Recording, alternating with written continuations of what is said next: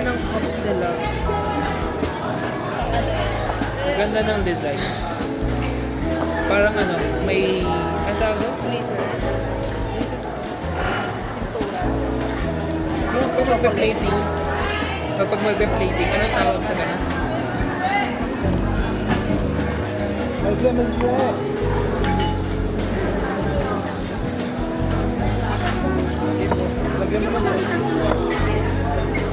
Yung palang ano, yung sa take it a meal, di ba may plus dessert? Mas yung dessert. Mochi yan ng chocolate. Ang sulit, no? 375. Libre yun yan. Kasama. Libre. May drinks. Tapos may dessert.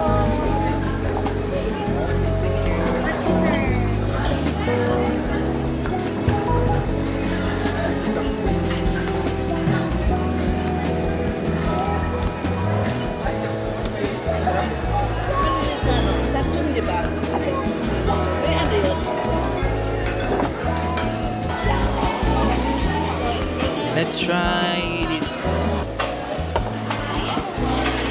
Thank you. Kita niyo ba?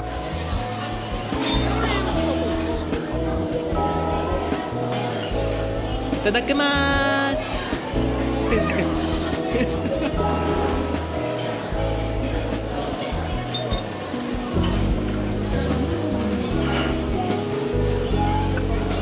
Hop! Sarap. Good, this is good. Papa.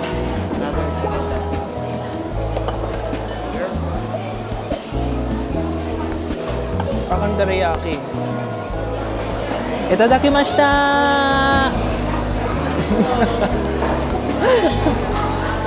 Wow! So good. Looks good. Rate mo. Ano rating? 10 out of 10. Wow! Ha?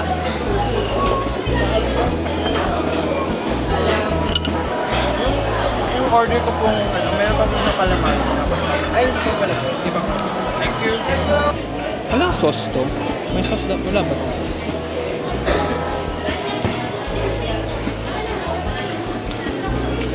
Maalat. Maalat ng gulay.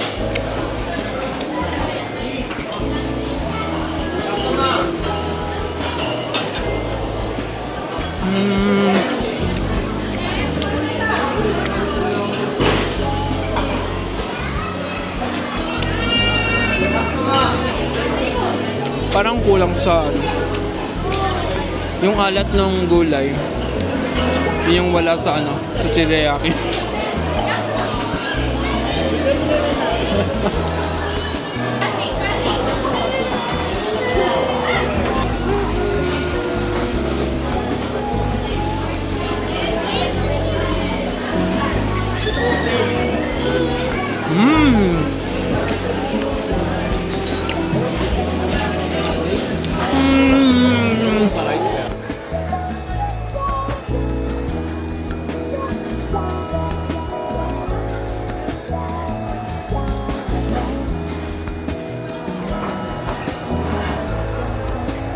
Busog.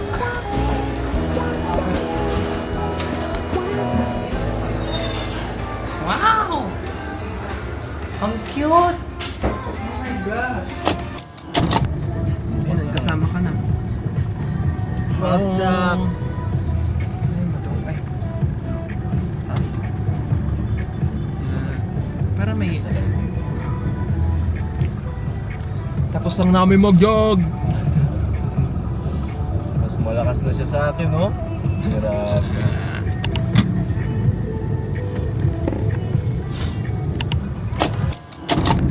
Morning guys! So it's been a while since I vlogged about my life, and ang dami nangyari since January up until now. Ang dami nangyayari today, and I feel like I was too overwhelmed sa mga ganap sa buhay, kaya hindi ako nag-upload for the past months. And yeah, I think I'm gonna go back to basics again.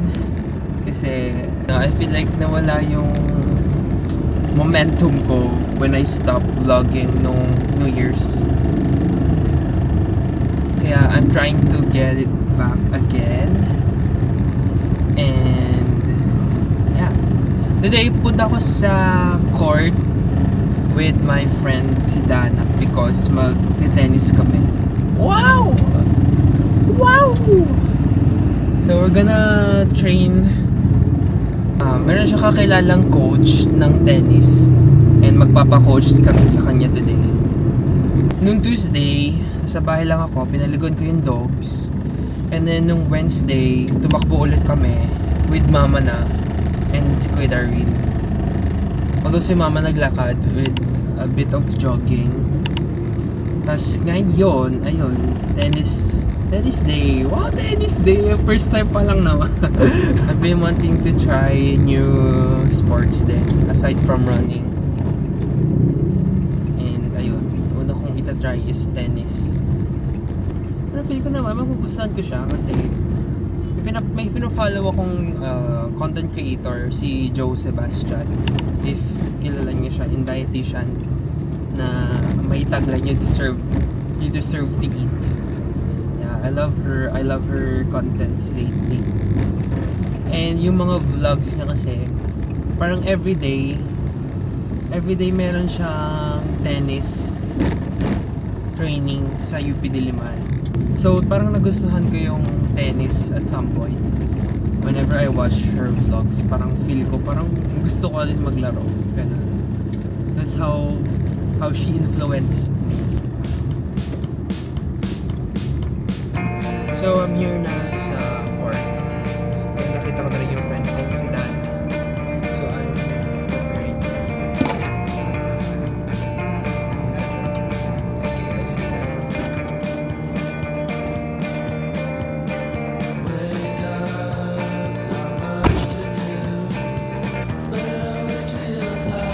Hello!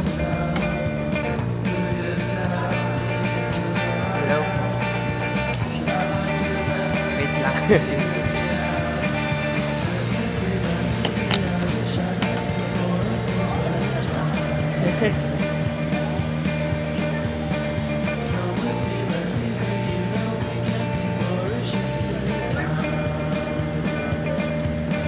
Start lang. Hi! Okay ba? Oo. Ito yung coach namin. Picture ka. Nahiya siya. Mahiya. Ito yung tennis nila.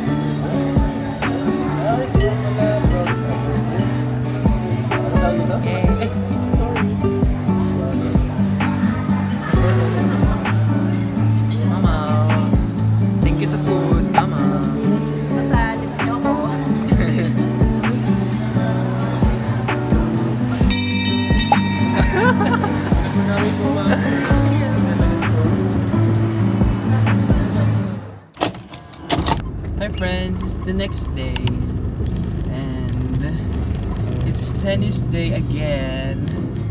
Meron na akong racket na gagamitin. It's March 8, 10:45. Ang schedule ko is 11. Balik ako after. Ay, pag nandun na ako. Bye!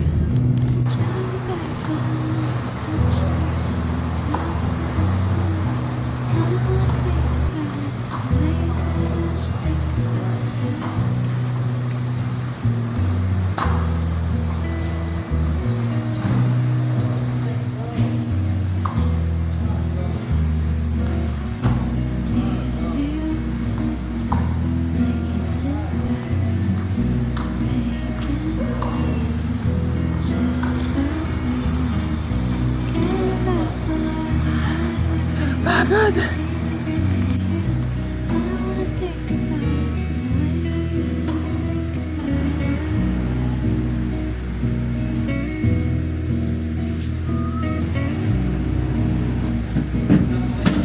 Ha?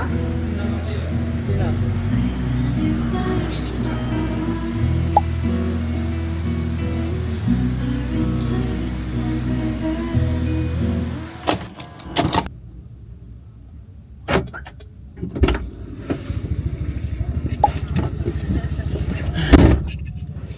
Good morning friends! It's the next day and kakatapos ko lang tumakbo and mag-cool down by walking. And it's currently 7:21, March 9, Sunday. Tumakbo ako ng ganitong kaaga kasi dapat kasama ko talaga yung mga friends ko, si Joshua and si Althea. But hindi sila nagre-reply sa akin. So, feel ko, tulog pa sila. Kaya, pero tinulog ko pa rin kasi plano ko talaga tumakbo this Sunday. Ang bala ko nga sana is LSD, long slow distance run, or fartlek or speed run, which is yung nagawa ko. I did fartlek for 30 minutes. Ginamit ko yung guided run from Nike Run Club up. I think, ito, Speedy Smiles. I did this fartlek for 30 minutes. So, ang ginawa ko is 10-minute warm up, tas 45 seconds on, 45 seconds recovery. Parang, ang ginagawa ko dun every 45 seconds, yung 8 out of 10 effort run. And then sumunod 60, 90, 60, then 45. Pinakamahaba is yung 90 seconds. And I-enjoy naman ako. Yung fartlek pala is a type of speed run, pero para ka naglalaro. So parang intervals din yung tawag sa kanya. May mabilis yung 8 out of 10 effort run or yung 5K pace, which is yung super bilis nga na pace mo, na run mo. And then after nung 60 seconds or 90 seconds or 45 seconds, cool down na jog na parang easy jog for recovery. And then tuloy-tuloy and sunod-sunod siya. So para ka naglalaro lang talaga ng speed mo. Yeah, so I did that. Although, ang pala ko talaga sana is LSD, kaso di kinaya. And umaambon na rin. So I'm gonna head home. And mamaya rin kasi, baka kumain kami as a fam. Not sure pa kung anong mangyayari mamaya. Pero kasi si kuya ay aalis na ulit. He's going to work na ulit sa malayong lugar. And yeah, baka last dinner na complete kami mamaya. I'm not sure kung anong magiging plano kasi early celebration din kasi ng birthday ng papa ko, which is on March 14 pa dapat. Kaso kasi uwi na si kuya by tomorrow. So hindi siya aabot dun sa birthday. And yeah, I'm gonna head home. And I think bibili ako ng pandesal. Feel ko mag-expect si mama. Or sasabihin niya mamaya na Dapat pala nagpabili ako ng pandesal. Kasi lagi yung sinasabi yun kapag pag maaga ako natakbo. And yeah, I'll see you guys later. Bye! Thank you! I got the goods! Ang bango ng pandesal, oh my gosh!